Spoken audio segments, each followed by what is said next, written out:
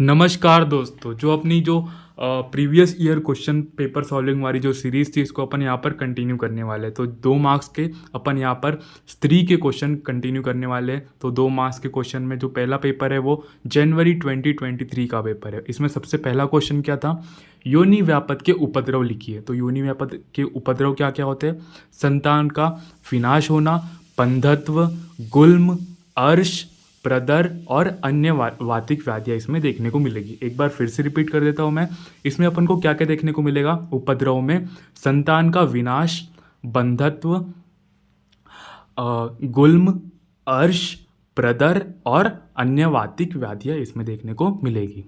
इसके बाद में असरक दर की अपन को परिभाषा लिखनी, इसके साथ साथ इसके भेद को लिखना है। तो असरक दर क्या होता है, इसमें अपन एक श्लोक लिख सकते हैं छोटा सा, रजः प्रदीर्यते यस्मात् प्रदरः स्नते स स्मृतः। तो असरक दर या रज का अत्यधिक मात्रा में स्राव होना असरक दर या प्रदर कहलाता है ना। तो असरक दर प्रदर दोनों सेम चीज़ है। इसमें क्या होता है, रज का अत्यधिक स्राव होता है, इसी को असरक दर कहते हैं। इसके भेद महर्षि चरक जी ने 4 बताए। इसके भेद क्या क्या है, वातिक, पित्तज, वातज, पित्तज, कफज और सन्निपातज। ठीक है।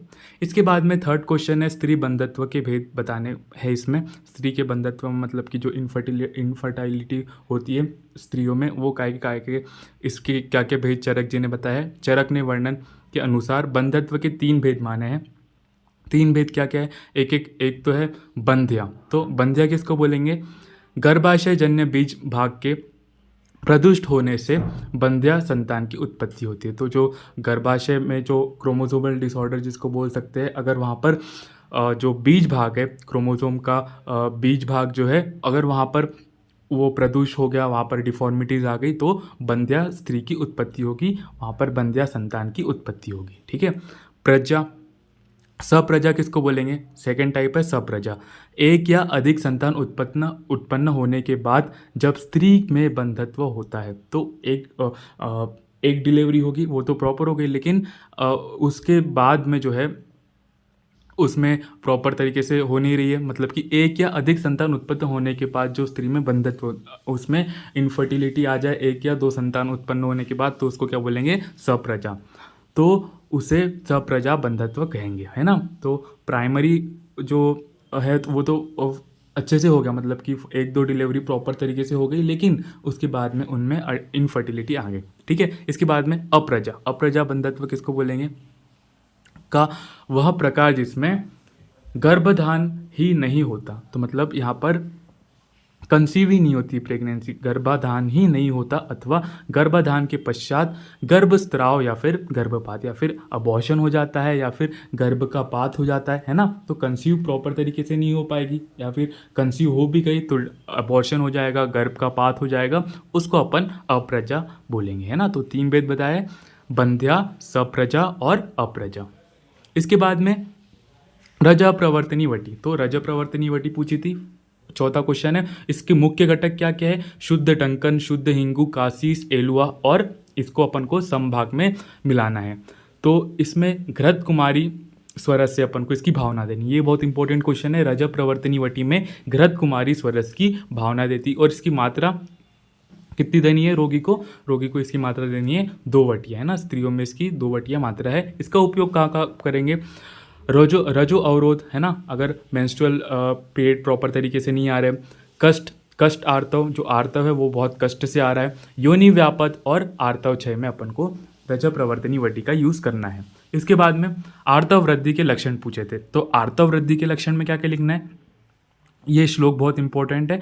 आर्तवम अंगमर्द अति प्रवृत्ति दौर्गंध्यम च। तो आर्तव की वृद्धि होने से आर्तव में मतलब कि अंग में मर्दन होगा, है ना, अंग में मर्दन जैसी पीड़ा होगी। आर्तव की अत्यधिक प्रवृत्ति, और मेंस्ट्रुअल ब्लीडिंग बहुत ज़्यादा आएगी, अत्यधिक आएगी, है ना, मेंस्ट्रुअल ब्लड बहुत ज़्यादा आएगा। आर्तव में दौर्गंध होना, तो जो ब्लड है उसमें दौर्गंध मतलब कि जो स्मेल करेंगे तो दौर्गंध इसमें देखने को मिलेगी, है ना। तो आर्तव की ये जो श्लोक है बहुत इंपॉर्टेंट है। आर्तवम अंग मर्दम अति प्रवृत्ति दौर्गंध्यम च।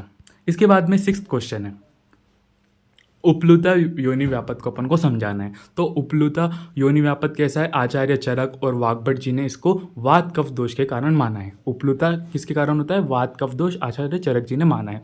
पांडु वर्ण का तोद के साथ अथवा श्वेत वर्ण के कफ का स्त्राव होना, है ना। तो पांडु वर्ण का तोद मतलब कि सुई चुभने जैसी पीड़ा होगी वहाँ पर, है ना, तोद, और वहाँ पर श्वेत वर्ण का स्त्राव होगा कफ के अधिकता के होने के कारण, कफ और वात के होने के कारण उसमें वात प्रधान दोष मतलब वात के होने वाले रोग भी वहाँ पर मिल सकते हैं। ठीक है, वात कफ है, दोष है इन्वॉल्व, तो वो रोग तो ऐसे उत्पन्न करेंगे वात कफ वाले। इसके साथ साथ योनि में श्वेत और पिच्छिल स्त्राव होगा। तो कफ का लक्षण क्या है, श्वेत और पिच्छिल, तो वहाँ पर योनि से जो स्त्राव होगा वो श्वेत और पिच्छिल स्त्राव होगा।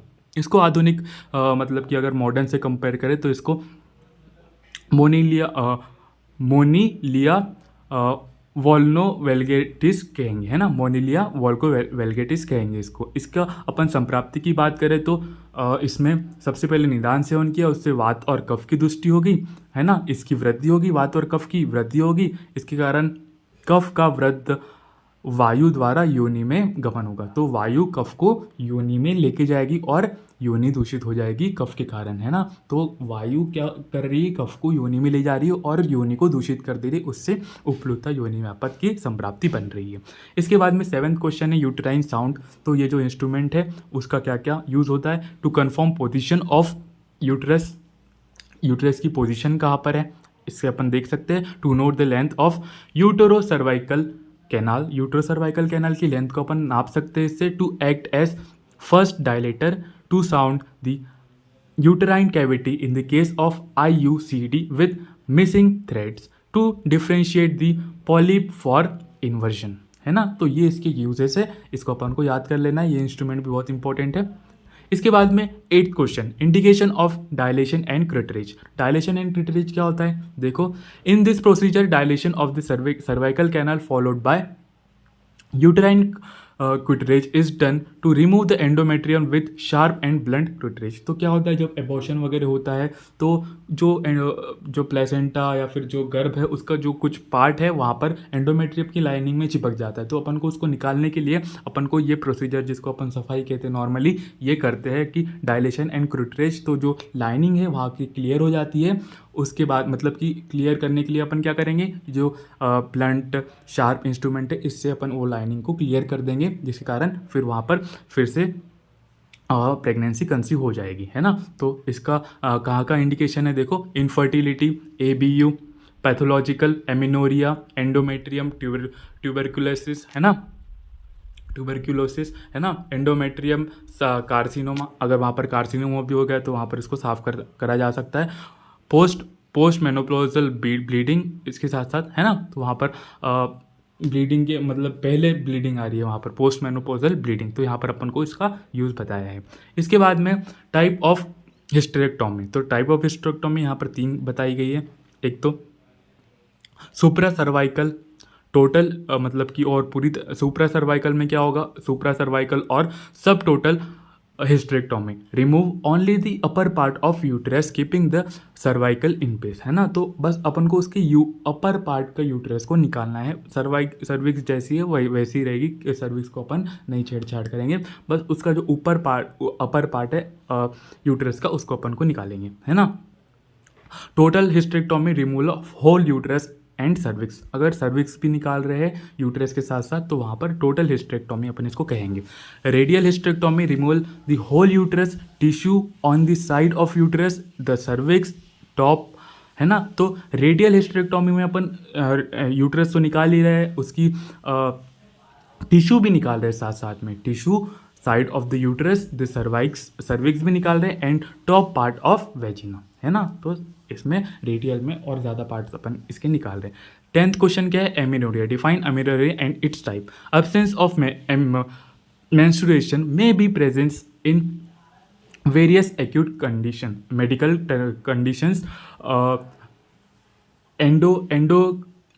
एंडोक्राइनल एंड साइकेट्रिक इलनेस, है ना। तो मे बी पॉसिबल, बहुत सारे रीज़न हो सकते हैं कि वहाँ पर पीरियड्स नहीं आ रहे, मेंस्ट्रुअल ब्लीडिंग नहीं आ रही है बिकॉज ऑफ मेडिकल कंडीशंस हो सकती है, एंडोक्राइनोलॉजिकल, है ना, हार्मोनल डिस्टर्बेंस हो सकता है, उसकी जो मेंटल कंडीशन है, फिजियोलॉजिकल कंडीशन है, वो वेरी कर सकती है। उसके हिसाब से बहुत सारी कंडीशन हो सकती है कि वहाँ पर मेंस्ट्रुअल ब्लड प्रॉपर तरीके से नहीं आ रहा। तो amenorrhoea not completely recovered till the medical illness is cure. तो मेडिकल इलनेस को क्योर करना बहुत ज़रूरी है।